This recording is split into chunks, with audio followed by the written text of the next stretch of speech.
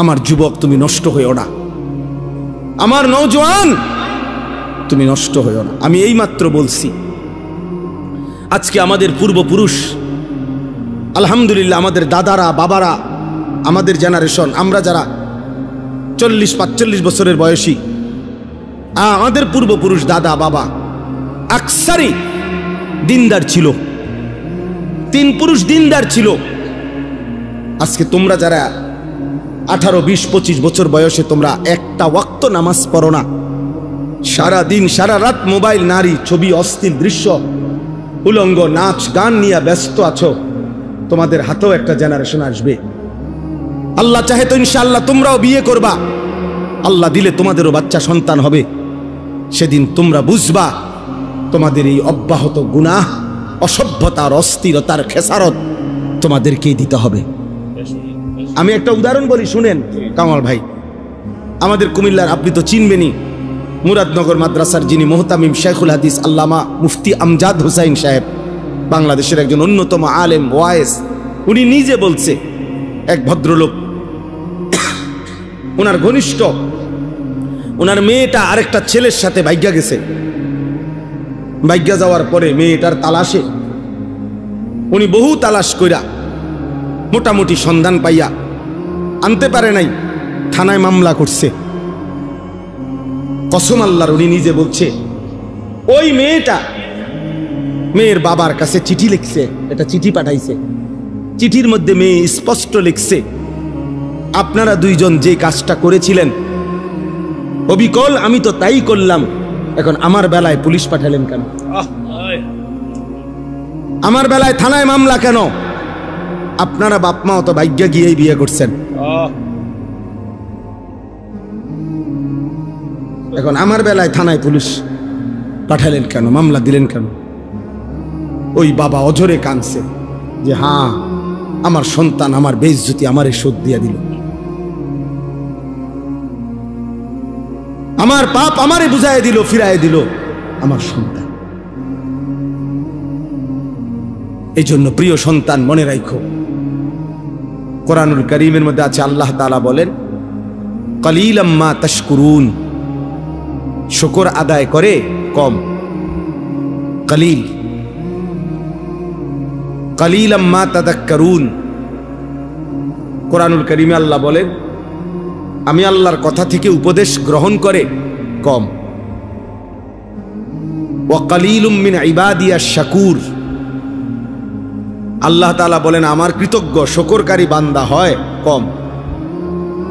তাহলে আল্লাহ তাআলা তো কমের প্রশংসা করছেন কিনা বলে? হ্যাঁ। তাহলে সংখ্যা কম কিংবা বেশি সফলতা কিংবা ব্যর্থতার জন্য কোনো বিষয় না। সবাই চিনতে হবে অথবা চিনে না, এই পরিচিত বা অপরিচিতি, এটাও সফলতার কোনো বিষয় না। সবাই চিনলে সফল, সবাই না চিনলে ব্যর্থ, এমন কথা কোরআন সুন্নায় নাই। এটা ইসলামী দৃষ্টিভঙ্গি না। মনে করেন এই কোরআনুল কারীমের মধ্যে 25 জন নবী এবং রাসূলের নাম আছে। কতজন? তাহলে এখন 25 জন নবী এবং রাসূলের নাম আছে। পৃথিবীর অন্যান্য সমস্ত কিতাব একত্র করলে আরো কিছু নবী রাসূলের নাম পাওয়া যাবে। আচ্ছা, ধরে নিলাম আরো 100, ধরে নিলাম আরো 200, ধরে নিলাম আরো 300, এত হবে না। তাইলে বাকি নবী রাসূলদের এখন সংখ্যা আমাদের সবাই আমরা মিলে বলি যে 25 জন নবী এবং রাসূলের নাম কোরআনে উল্লেখ হয়েছে। তো নবী এবং রাসূল সর্বমোট 25 জনই তো 1,24,000 এই বর্ণনাটিকে যদি ধরা হয়, এই রাওয়ায়াতটাকে যদি ধরা হয়, তো আসমানের নিচে জমিনের উপরে একেবারে যদি বাড়ি চালানো দেয়, তারপরেও তো 1000 খানিক নবী এবং রাসূলের নাম পাওয়া যাবে না। তাইলে বাকি যে এই লক্ষের উপরে নবী এবং রাসূলদের নাম পৃথিবীর কোনো কিতাবে নাই, কেউ জানে না, তাইলে ওনারা ব্যর্থ। বলো না ভাইয়া? তাইলে কি হলো? সবাই চিনতে হবে সফলতার জন্য, এটা জরুরি না। এটা জরুরি না। রাসূলুল্লাহ সাল্লাল্লাহু আলাইহি ওয়াসাল্লাম আরাফাতের ময়দানে বিদায় হজ্জে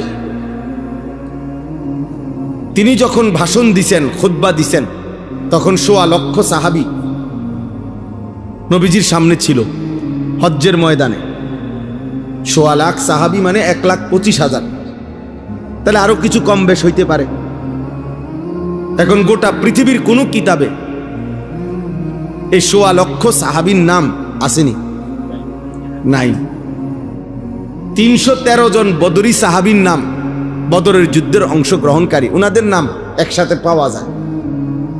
আর আলাদা আরো সাহাবীদের নাম কিছু পাওয়া যাবে। সব তালাশ করলে তো হয়তো যদি ১,০০০ হয় বা ২,০০০ হয়, একের ধরে নিলাম ৫,০০০ সাহাবীর নাম তালাশ করে খুঁজা পাওয়া গেল, তো বাকি যে ১,২০,০০০ সাহাবীর নাম পৃথিবীর কেউ জানে না, ওই শুধু আরাফ হজ্জের ময়দানের, তো ওনারা ব্যর্থ সবাই। তাহলে এটা বোঝা উচিত। সফলতা কিংবা ব্যর্থতার জন্য সংখ্যাও কোনো বিষয় না। যেমন কোরআন শরীফে সূরা ইয়াসিনের মধ্যে আছে ৩ জন রাসূল আল্লাহ তাআলা একটি এলাকায় পাঠাইছেন। এক এলাকায় ফাআজ্জাজনা বিসালিসিন ফাকালু ইন্না ইলাইকুম মুরসালুন। ৩ জন মোট। এই ৩ জন রাসূল একটি এলাকায় দিবানিশি আল্লাহর দাওয়াত দিয়ে, কালেমার দাওয়াত দিয়ে ওনাদের হাতে কালেমা পড়ছেন, গ্রহণ করছেন শুধু একজন। কয়জন?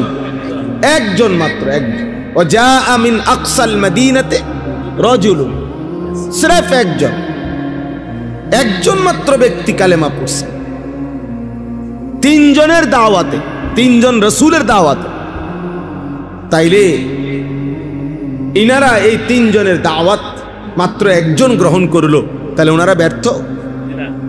এটা বোঝা উচিত। এটা বুঝলে সহজ। এজন্য সংখ্যা কোনো বিষয় না। মহান আল্লাহ পাক রব্বুল আলামিন গ্রহণ করলো কিনা সেটা বড় বিষয়। নবী সাল্লাল্লাহু আলাইহি ওয়াসাল্লাম বলছেন, ফাওয়াল্লাহি লা আন ইয়াহদিয়াল্লাহু বিকা রাজুলান ওয়াহিদান খায়রুন লাকা মিন হুমুরিন নাআম।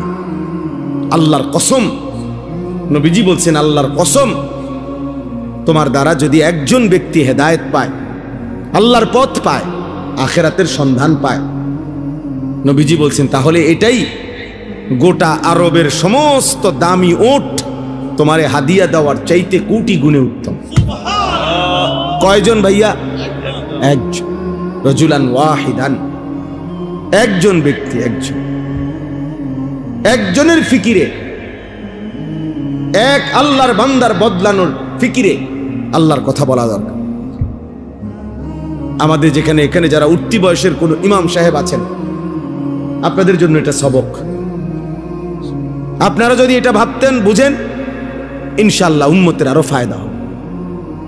নওজোয়ান আলেম যারা উঠতি বয়সের, তাদের জন্য এটা সবক। আমি ওয়াজ করলে শুনবে কয়জন? হ্যাঁ, আমার ওয়াজ শুনবে কয়জন? না, এটা তো আপনারা বলে নাই। আপনার তো কোনো সংখ্যা বাইধা দেয় নাই কোরআন সুন্নাতে যে 50 জনের কম হইলে ওয়াজ শুরু করবা না, সাবধান, কবিরা গুনাহ। কথা বলেন না কেন? 48 জন হইলেও কি করবা না? না, সাবধান, মাইকে হু দিবা না। এমন কোন বিধান আছে? তাইলে আল্লাহর কথা বলতে থাকা, আল্লাহর জন্য বলতে থাকা, অল্প হোক বেশি হোক, সারাক্ষণ উম্মতের ফিকির করা।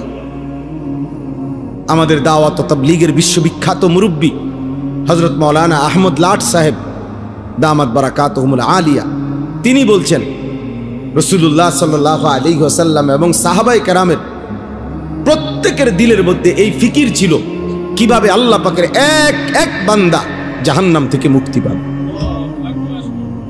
জাহান্নাম থেকে মুক্তি পাবে।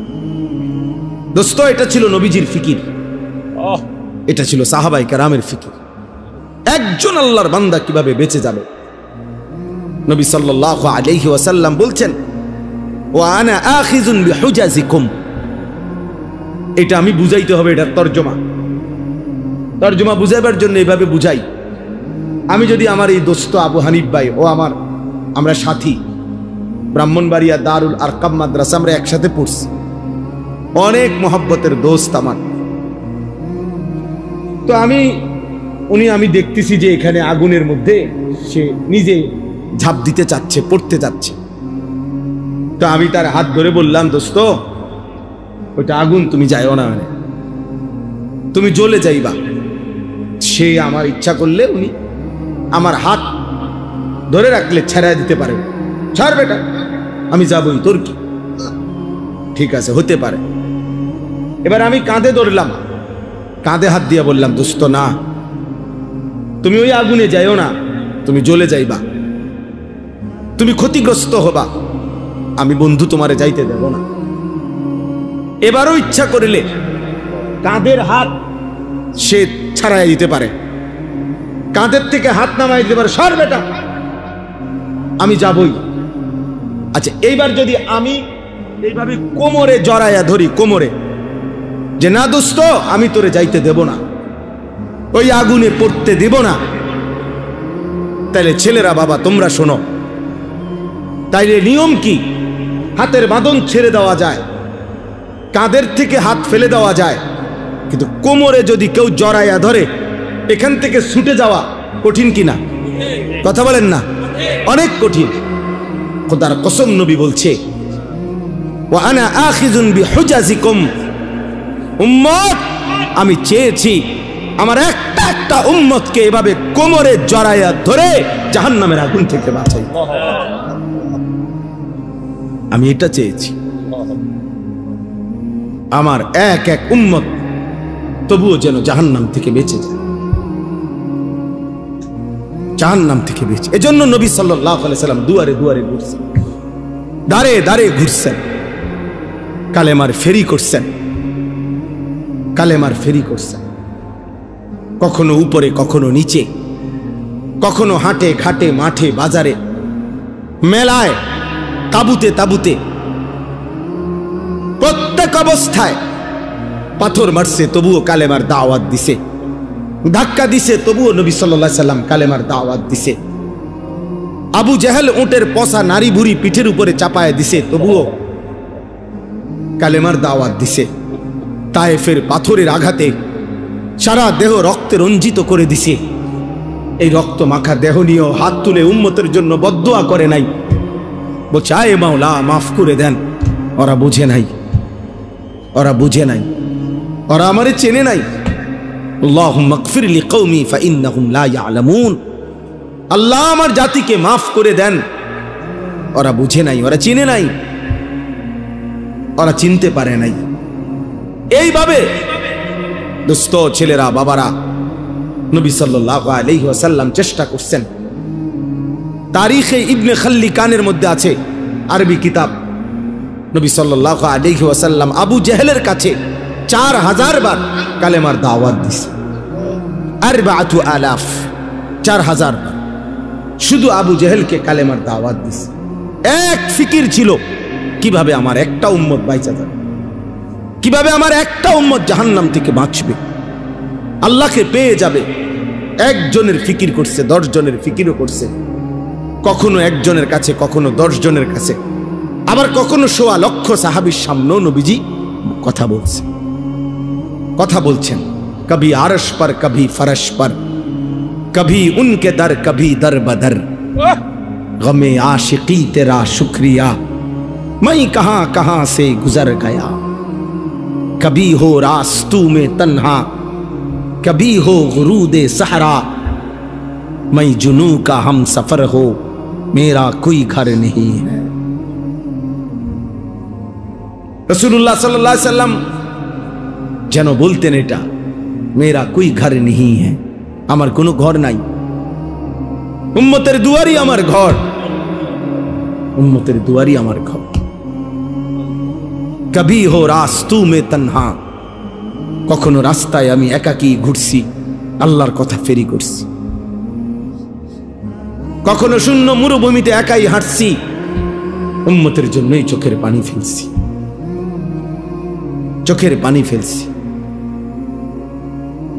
এই জন্য ভাইয়া এই আজকের এই মাহফিলের ইন্তজাম যারা করছেন, আমার প্রথম কথা এটা, এই ফিকির কলিজার মধ্যে থাকতে হবে আমাদের।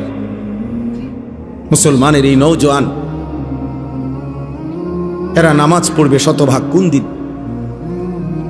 আমাদের এই যে ভরপুর ছেলে, আলহামদুলিল্লাহ এখন রাত 12টা 9 বাজে, রাত গভীরে যারা আল্লাহর কথা শুনতে বসছে, তারা ইচ্ছা করলে তাদের কলিজার ভিতরে যদি আল্লাহর মহব্বত কলিজা ছিঁড়ে বুঝানো যাইতো, তারা আজকের 5 ওয়াক্ত নামাজের সেজদাও দিত। কিন্তু প্রিয় বন্ধু, তোমরা ইনসাফ করো, অনেক ছেলে তোমরা আলহামদুলিল্লাহ এত রাত বসছ এক মৌলবীর বয়ান শুনতা, কিন্তু এমন অনেকেই আছো যারা আজকের সারা দিনে 5 ওয়াক্ত নামাজের 1 ওয়াক্ত নামাজও পড়ো নাই। হায় বন্ধু, আমার দোস্ত, আমার সন্তান, আমার ছেলে, আমার ছোট ভাই, তুমি করলাটা কি? কারে নারাজ করলা? কারে নারাজ করলা? কেমনে পারলা? কেমনে সম্ভব হইল এই বেনামাজি জিন্দিগি? এশার নামাজও পড়লা না, এই অবস্থায় দোস্ত যদি ঘুমাও, অনেকে রাত ভোর জেগে জেগে নারী দেখো, ছবি দেখো, মোবাইলের অশ্লীল দৃশ্য দেখো, নারী আর ছবি দেখে প্রিয় বন্ধু ছেলেরা শরীর তো নাপাক হয়, হারাম বীর্যপাত হলে শরীর তো নাপাক হয়। তো এশার নামাজও পড়লা না, শরীরটাও নাপাক, এই অবস্থায় ঘুমায় রইলা। আমার বন্ধু, যদি এই রাত আর ভোর না হয়, এই ঘুম যদি আর না ভাঙ্গে, আল্লাহর কসম, গতকালকের পত্রিকাতেও আসছে, ফিলিস্তিনি এক 6 বছরের বাচ্চা, সে সাক্ষাৎকার দিছে, আমি আমার বন্ধুদের সাথে খেলতেছিলাম, হঠাৎ করে বোমা পড়ছে, আমি বেহুশ হয়ে গেছি। আমার যখন হুঁশ আসছে, 6 বছরের মাসুম বাচ্চা বলতেছে, আমি হুঁশ ফিরে আসার পরে দেখি আমার ডান হাতটা নাই, আমার হাত আমার সাথে নাই, আমি আর হাত খুঁজে পাই নাই। কত অনাথ, কত অসহায়, কত বাচ্চা বাবার স্নেহ, মায়ের আদর থেকে বঞ্চিত। প্রিয় বন্ধু, প্রিয় ছেলেরা আমার, বাবারা আমার, ইনসাফের সাথে ভাইব। এই পৃথিবীতে এই মুহূর্তে রানিং মুসলমানের পবিত্র লাশ বোমার আঘাতে উপরে উঠে টুকরা টুকরা হয়ে ছিন্ন ভিন্ন হয়ে গেছে। ফিলিস্তিন যেন আরেকবার উহুদের ময়দান দেখাইছে যুবক। সেই আমিরে হামজার পবিত্র লাশ যেভাবে উহুদের যুদ্ধের মধ্যে কাইটা টুকরা টুকরা করা হয়েছে, ফিলিস্তিন গাজার জমিনে আবার ইমানদার মুসলমান ওইরকম ছিন্ন ভিন্ন লাশ দেখাইছে। এমন দুর্বিষহ মুসলমানের যখন হালাত, মা যখন কাঁদে, শিশু যখন কাঁদে, রক্তের উপরে যখন ইমানদার গড়াগড়ি খায়, এই যুবক, এই অবস্থায় তুমি উলঙ্গ ছবি দেখো, মোবাইল দেখো, নাচ দেখো, একটা সেজদা দাও না, এটা ইনসাফ না যুবক। এটা মুসলমানের বাচ্চা হইতে পারে না, এটা ইমানদারের সন্তান হইতে পারে না। বেটা তুই, বেটা তুই কোনো মানুষের বাচ্চা না। বেটা তোর ভিতরে কোনো ইনসানিয়ত বলতে, মনুষ্যত্ব বলতে বলতে কিচ্ছু নাই বেটা তোর।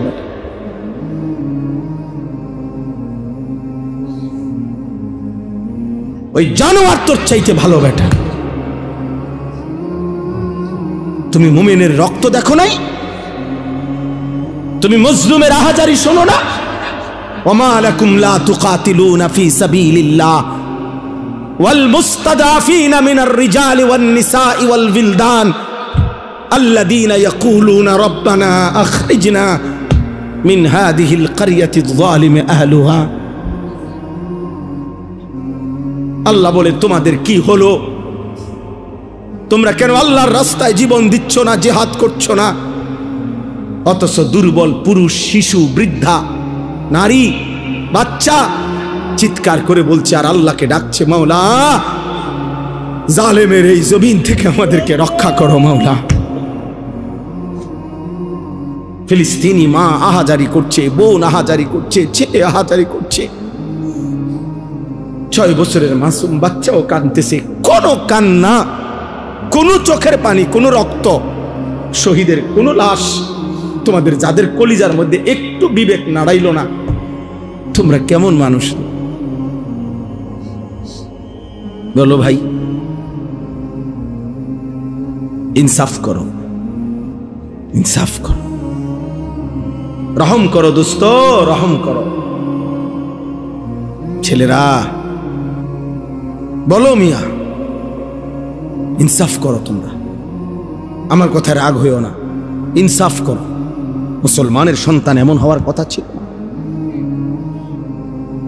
ইমানদারের সন্তান এমন হওয়ার কথা ছিল না।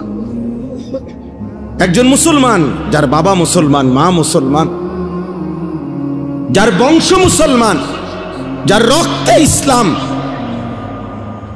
এইভাবে আল্লাহকে ভুলে কিভাবে? এইভাবে আল্লাহকে ভুলে, এভাবে কিভাবে আল্লাহকে ভুলে? আমি দাঁড় করাইতে পারবো তো ভাইয়া এখন? তোমরা যারা আজকের সারাদিনে 1 ওয়াক্ত নামাজ পড়ো নাই, আমি তো দাঁড় করাইতে পারবো। চেহারা দেখলে বোঝা যায় বেনামাজিরে।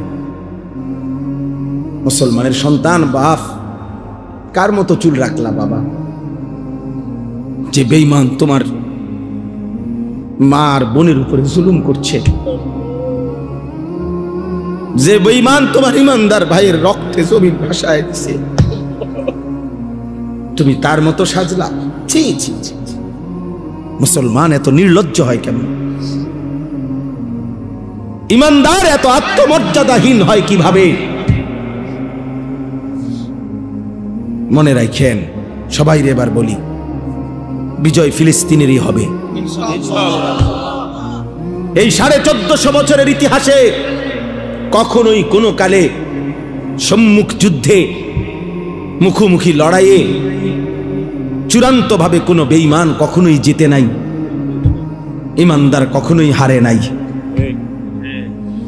এরা সেই ইহুদি ইসরায়েলের কুত্তারা, এদের ইতিহাস পরাজয়ের ইতিহাস। এরা মদিনার বনু নজির হেরে গেছে, এরা বনু কুরাইজা হেরে গেছে, এরা বনু কাইনুকা হেরে গেছে, এরা খায়বরের বেঈমান ইহুদি হেরে গেছে। এরা এই পৃথিবী বারবার দেখছে, আসমান ও জমিন বারবার সাক্ষী আছে, ইহুদি কুত্তারা কোনোদিন পৃথিবীতে জিতে নাই, কোনোদিন না ভাইয়া। জানো না তোমরা? আমরা ইতিহাস জানি, আলহামদুলিল্লাহ, কোনোদিনও জিতে নাই, আজও জিতবে না ইনশাআল্লাহ। সময়ের ব্যবধান, সব জালেমের পতন একই সময়ে হয় না, একই সময়ে হয় না। কারো পতন 950 বছর পরে হইছে, কারো পতন 400 বছর পরে হইছে, কারো পতন 150 বছর পরে হইছে, কারো পতন সিরিয়ায় 48 বছর পরে হইছে, বাংলাদেশের জালেমের পতন 16 বছর পরে হইছে। অতএব এটাই সত্য, ইসরায়েলের কুত্তারাও হেরে যাবে ইনশাআল্লাহ। মনে রাখো যুবক,